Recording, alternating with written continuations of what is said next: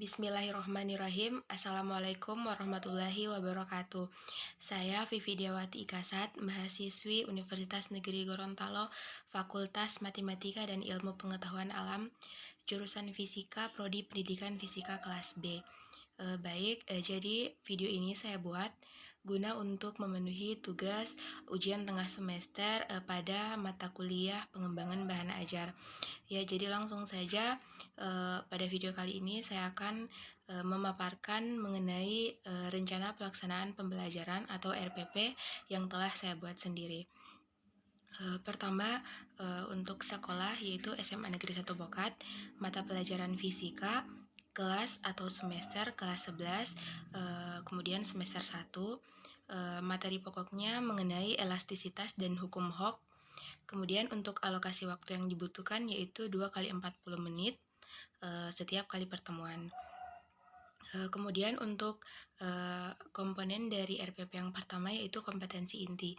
Ya, jadi pada kompetensi ini saya hanya mencantumkan KI 3 dan KI 4 yang mana KI 3 dan KI 4 ini mengenai aspek pengetahuan dan keterampilan. Kemudian komponen berikutnya yaitu kompetensi dasar dan indikator. Untuk kompetensi dasar pertama 3.1 yaitu menganalisis sifat elastisitas bahan dalam kehidupan sehari-hari. Untuk indikator pencapaiannya itu 3.1 pertama menyebutkan definisi benda elastisitas dan tidak elastisitas serta contohnya dalam kehidupan sehari-hari. Kemudian berikutnya yaitu membedakan dan menemukan hubungan antara modulus Young, regangan, dan tegangan. Kemudian selanjutnya yaitu menjelaskan pengaruh gaya terhadap perubahan panjang pegas atau biasa dikenal dengan hukum Hooke. Kemudian yang terakhir yaitu merumuskan konstanta pegas yang disusun secara seri dan paralel. Kemudian untuk kompetensi dasar berikutnya yaitu melakukan percobaan tentang sifat elastisitas suatu bahan, kemudian dipresentasikan hasilnya dan makna fisiknya. Untuk indikator pencapaiannya, pertama menunjukkan sikap ingin tahu, jujur, teliti, disiplin, bertanggung jawab, dan bekerja sama dalam melakukan percobaan. Kemudian indikator pencapaian berikutnya yaitu melakukan percobaan tentang sifat elastisitas suatu bahan, dan untuk indikator pencapaian yang terakhir yaitu mempresentasikan hasil percobaan tentang sifat elastisitas suatu bahan ini. Kemudian berikutnya komponen dari RPP yang berikutnya yaitu tujuan pembelajaran. Jadi tujuan pembelajaran yaitu pertama, siswa mampu menyebutkan definisi benda elastis dan tidak elastis serta contohnya dalam kehidupan sehari-hari dengan jelas. Kemudian tujuan berikutnya yaitu siswa mampu membedakan dan menentukan hubungan antara modulus Young, tegangan, dan regangan dengan benar. Kemudian yang berikutnya siswa mampu menjelaskan pengaruh gaya terhadap perubahan panjang pegas dengan tepat.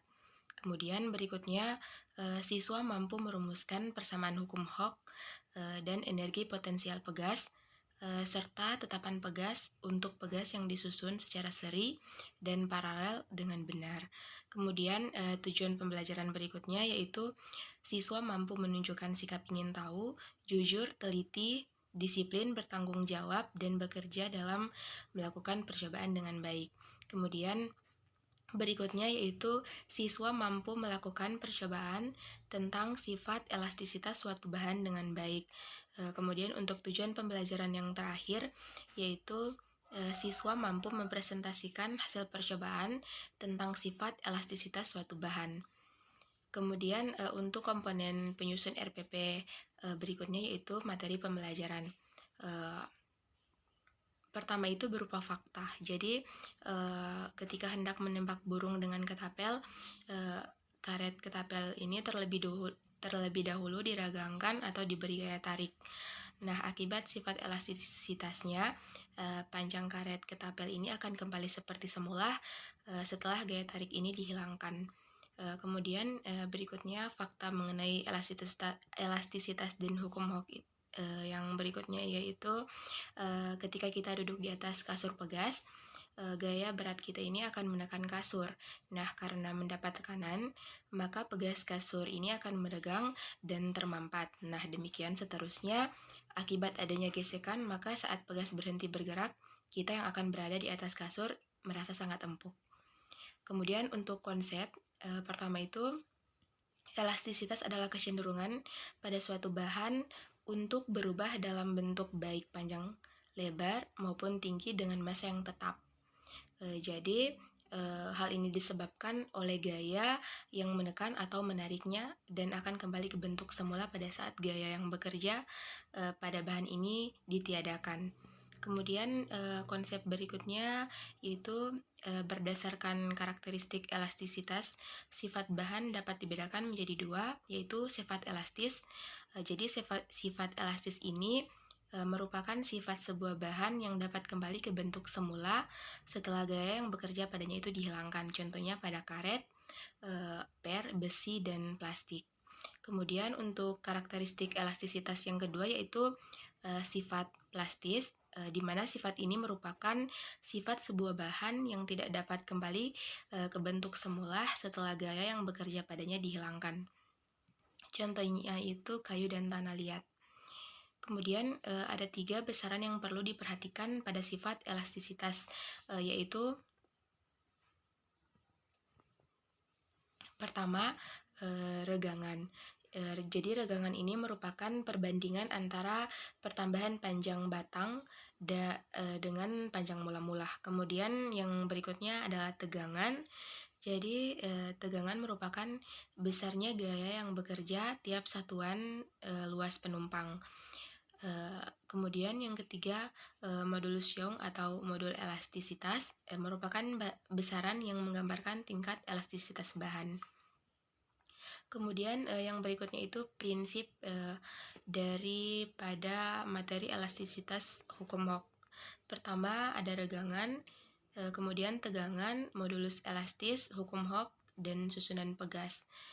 Untuk susunan pegas sendiri terbagi menjadi dua, yaitu susunan seri dan susunan paralel. Kemudian yang keempat ada prosedur daripada materi hukum Hooke itu, yaitu siswa melakukan percobaan sesuai dengan langkah-langkah yang ada. Kemudian untuk komponen penyusun RPP berikutnya yaitu metode pembelajaran. Jadi pada pendekatan pembelajaran ini dia menggunakan saintifik, yaitu mengamati, menanya, mencoba, mengumpulkan informasi, menalar, dan mengkomunikasikan. Kemudian untuk model pembelajarannya yaitu discovery based learning atau berbasis masalah. Kemudian untuk metode pembelajarannya yaitu diskusi, tanya jawab, presentasi, penugasan, dan eksperimen. Kemudian untuk komponen penyusun RPP berikutnya yaitu media, alat, dan sumber pembelajaran. Untuk media pembelajarannya menggunakan bahan cetak yaitu bahan ajar, lembar kerja siswa atau LKS. Kemudian untuk alat pembelajarannya itu alat peraga seperti karet, beban, penggaris, pegas, dan penjepit. Kemudian untuk sumber belajar menggunakan buku pegangan Kang Nintan Martin tahun 2012 Fisika untuk SMA kelas 11 Jakarta Erlangga. Kemudian ini juga menggunakan sumber belajar berupa silabus Fisika kelas 11, Fisika untuk SMA kelas 11 Program Ilmu Alam. Kemudian untuk komponen penyusun RPP berikutnya yaitu langkah-langkah kegiatan pembelajaran.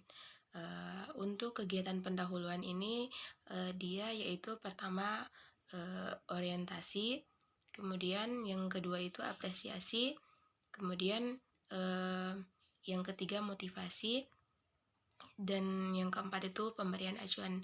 Jadi pada kegiatan pembelajaran kegiatan pendahuluan ini dia memerlukan waktu kurang lebih 10 menit.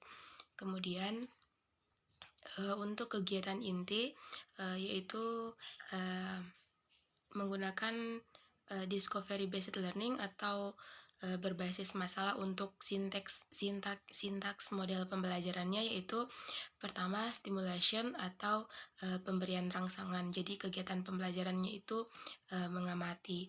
Kemudian, sintaks model pembelajaran berikutnya yaitu, problem statement atau identifikasi masalah.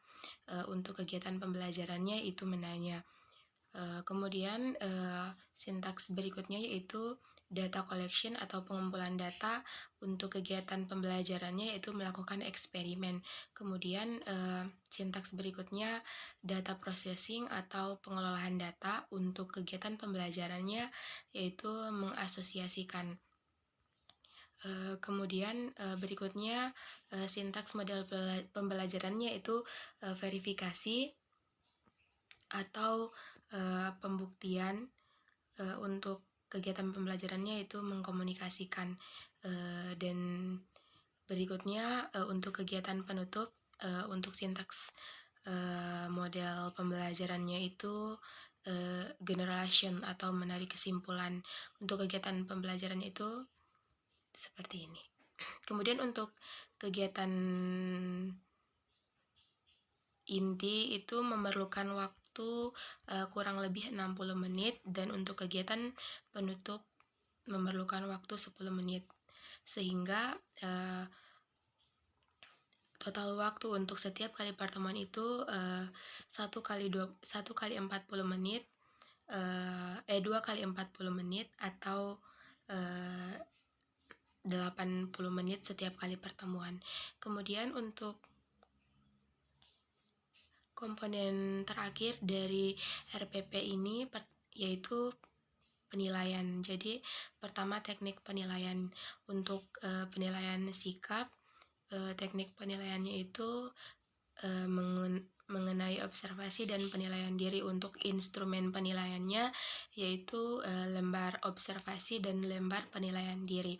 Kemudian untuk, pengetahuan, teknik penilaiannya itu berupa tes tertulis. Untuk instrumen penilaiannya yaitu pilihan ganda dan esai. Kemudian untuk penilaian keterampilan, teknik penilaiannya itu unjuk kerja. Untuk instrumennya yaitu lembar unjuk kerja.